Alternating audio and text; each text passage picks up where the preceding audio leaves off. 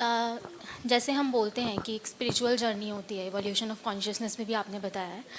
So how can we know how much we have evolved, और if it is necessary or not, and we just keep going on? Because many times, matlab, if I used to ask some of the preceptors, like from whom I used to take sittings regularly, so he used to say, don't put your intellect too much into it, matlab, just keep going on and you are doing well sometimes. So how to take this? और जैसे एक reason होता है meditation करने का, और जैसे बहुत लोग होते हैं like they just want to come because of like they want to go spiritually ahead.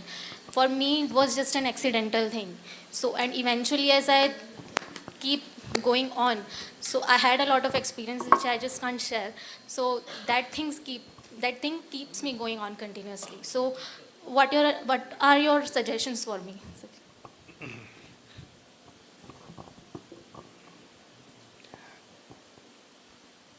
I recommend that you read Babuji's autobiography, the first volume, his diary as an Abhyasi. So that will tell you a lot about how journey starts and how journey progresses, and how at each station, at each juncture, our consciousness, our Chetna changes.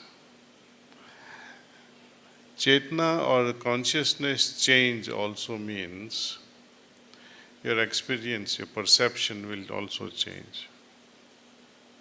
And based on the change in your perception, you will be able to indirectly see where you are. So, many people say it's not necessary. But I do strongly feel that if you can perceive all these things, then it will only help, it will motivate you from inside, because you are able to see changes on a daily basis. Or if not daily, at least once in a while. So one has to be able to see the changes within oneself. And such changes, they inspire us. The more I do meditation, more I do this cleaning, and as my purity also improves, I keep on growing. So there's a direct correlation between the practice, the inner purity, and change in our consciousness. Thank you.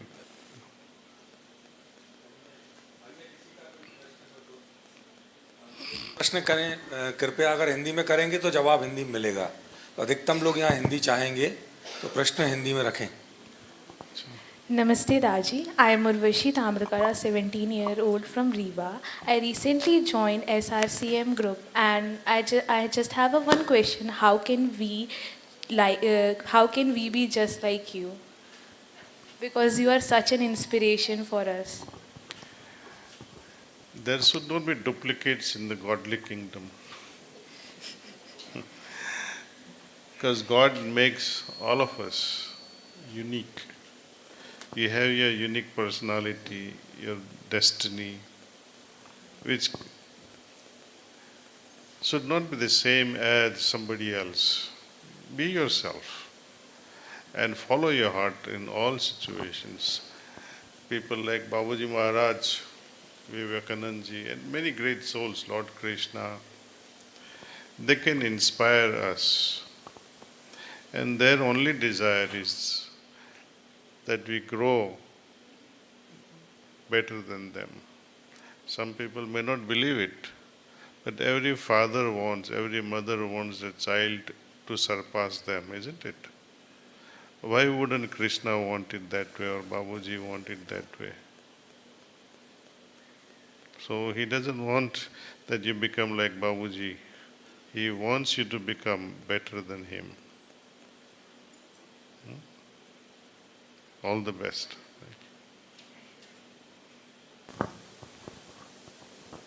और किसी का कोई प्रश्न? पीछे हो भैया का.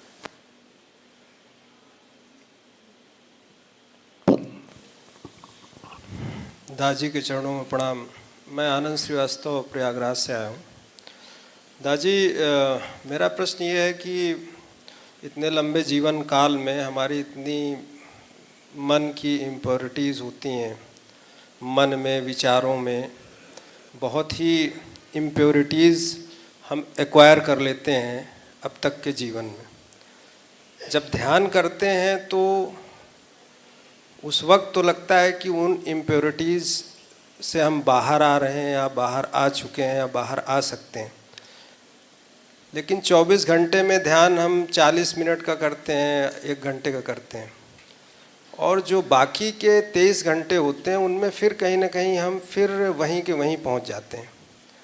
तो इसकी कोई प्रक्रिया है क्या कि हम जिस स्टेज तक एक दिन में ध्यान के माध्यम से पहुँचे हैं, सपोज़ 5% इम्प्योरिटीज़ हमारी सब्सिडाइज हुई हैं। मैं समझ गया। मैं आप रेकमेंड करता हूँ, बाबूजी महाराज की एक किताब है रियलिटी एट डॉन, सत्य का उदय, उसमें एक चैप्टर है कॉन्स्टेंट रिमेम्बरेंस, ठीक से पढ़ लो। Thank you.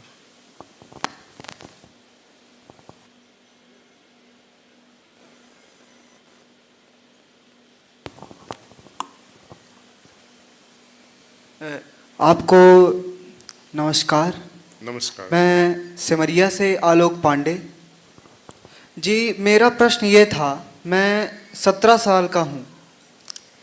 आज मैं सुबह ध्यान कर रहा था, 7:30 बजे था, तो मुझे अचानक से ऐसा झटका लगा कि मैं अपने कुर्सी से नीचे गिरते गिरते बचा। अब ये क्या हो सकता है? गिरते गिरते बच गए, गिरा तो नहीं। नहीं, नींद आने लगती है, ऐसा क्यों? सो जाओ तो। इसको रेजिस्ट मत करो, जो भी होता है होने दो। इसलिए हम पलाठी लगा के बैठते हैं तो उसमें बैलेंस रहता है, गिर नहीं जाएंगे हम, झटका भी नहीं लगेगा। जब हम सुखासन में बैठते हैं तो वो कम्प्लीटली बैलेंस्ड पोजीशन में हम बैठते हैं। मैं एक समय की बात कर रहा हूँ, एक ग्रुप सत्संग में मैं कुर्सी पे बैठा था। एक बार गिरा, बाद में ढंग से बैठ गया, फिर से गिरा, 3 बार गिरा एक ही कुर्सी से। सो पता नहीं क्या हो जाता है सत्संग में, इतने डूब जाते हैं तो पता नहीं चलता है हम कहाँ है। तो इसलिए हो ठीक है, कुछ उससे ज़्यादा तो खराब होने नहीं वाला, गिर गए और क्या, ठीक से बैठ जाओ फिर से। लेकिन देखो ये बहन जी कैसे बैठे हैं, पलाठी लगा के बैठो। आप युवा लोग हो, मैं यहाँ पे भी पलाठी लगा के ही बैठता हूँ। डर लगता है यहाँ गिर जाएगा तो कितनी आवाज़ आएगी, है ना। बाबूजी महाराज का कहना है कि हमें पलाठी लगा के ही बैठना सबसे अच्छा है।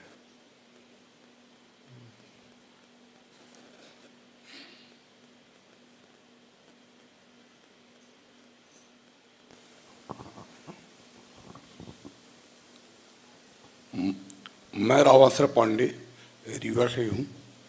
मेरा प्रश्न ये है कि हृदय की गहराई में पहुँचने के बाद एक विहंगम दृश्य दिखाई देता है, फिर इसके बाद वो वापिस होने के बाद फिर उसी दशा में प्राप्त हो जाती है। ऐसा क्यों होता है? क्यों होता है वो मेरे पास जवाब नहीं है साहब। होता है वो डायरी में नोट कर लीजिए, बाद में देखो दूसरे सीटिंग में क्या होता है। बार बार हम गहराइयों में जाते हैं, हर गहराई जो होती है, हर सिटिंग की गहराई में बहुत फर्क है। जैसे हम शांति का अनुभव करते हैं, एक सिटिंग में शांति ऐसे लगती है, दूसरी सिटिंग में हमें शांति का कुछ और ही अनुभव होता है, उसमें भी फर्क है। जब हम प्रेम में डूब जाते हैं, ईश्वर के प्रेम में, आज कुछ प्रेम और था, कल दूसरी तरह का प्रेम दिखाई देगा। ऐसा इंटेंस होगा कि उनके बिना हम जीना मुश्किल हो जाता है। तो ये सब पॉसिबल है।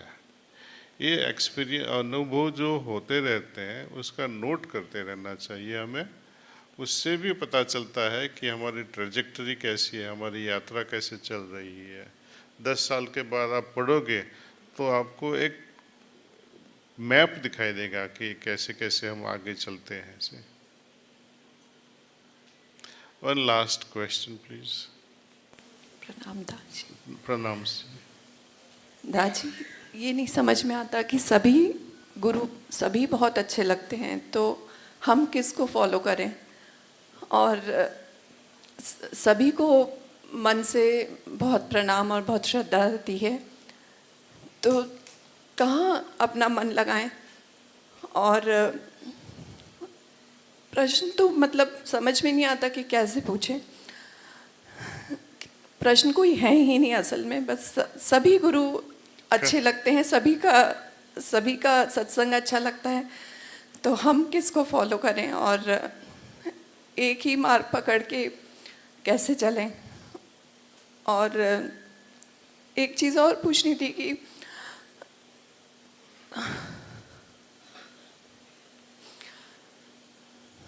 कि कहा जाता है कि गुरु का जीवन में बहुत बहुत बहुत महत्व है और बिना गुरु ज्ञान नहीं मिलता, तो उसको थोड़ा सा समझाइए कि ऐसा क्या महत्व है गुरु का कि बिना गुरु के ज्ञान प्राप्त नहीं होता है, ईश्वर की आराधना करके नहीं प्राप्त होता। मल्टीपल गुरुज उसका यही मतलब है, यहाँ वहाँ हम भटकते रहते हैं। इसका यही मतलब मुझे तो लगता है कि कहीं पे भी मन नहीं है, संतुष्ट नहीं है। एक जगह से आप संतुष्ट हो जाते तो दूसरी जगह क्यों जाना पड़ता? गुरु की जरूरत खास करके इसलिए है, गुरु अपन को मार तोड़ के सीधा कर देते हैं। शुरू में प्रेम मिलता है, बाद में धीरे धीरे धीरे उनकी जैसे पड़ती है ना खोपड़ी पे, तो उससे अपना अहंकार, ईगो वो ख़त्म करने की कोशिश करते हैं। लेकिन इतनी खोपड़ी पे मत लगाएंगे वो कि आप टूट जाए। तो उनका काम बड़ी बैलेंस से होता है। डिजायर्स को छोड़ना बहुत आसान है, अहंकार को छोड़ना, घमंड को तोड़ना बहुत मुश्किल का काम है। गुरु का काम अपनी जो डिजायर्स है, संस्कार है, वो तो ख़त्म करने का मेन काम है।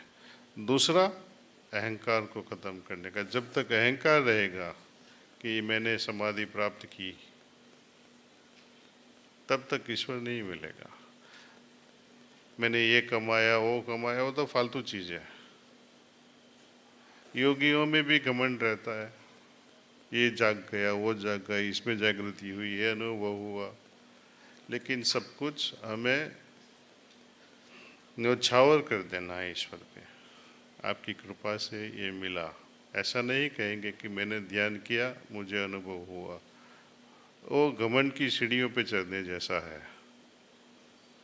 जब भी हम अपनी डायरी में लिखें या किसी से बात करें तो हमको ईश्वर सा ऐसा अनुभव ध्यान में हुआ, उन्होंने करवाया, गुरुजी महाराज की कृपा से ऐसा हुआ।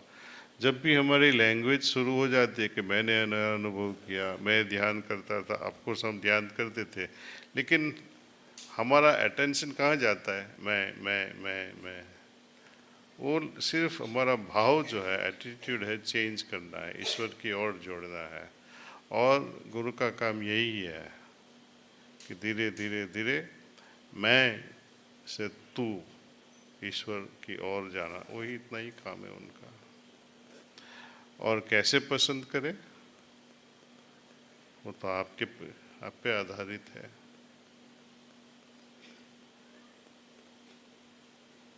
जहाँ भी उनके संपर्क में आके क्या आपको शांति मिलती है?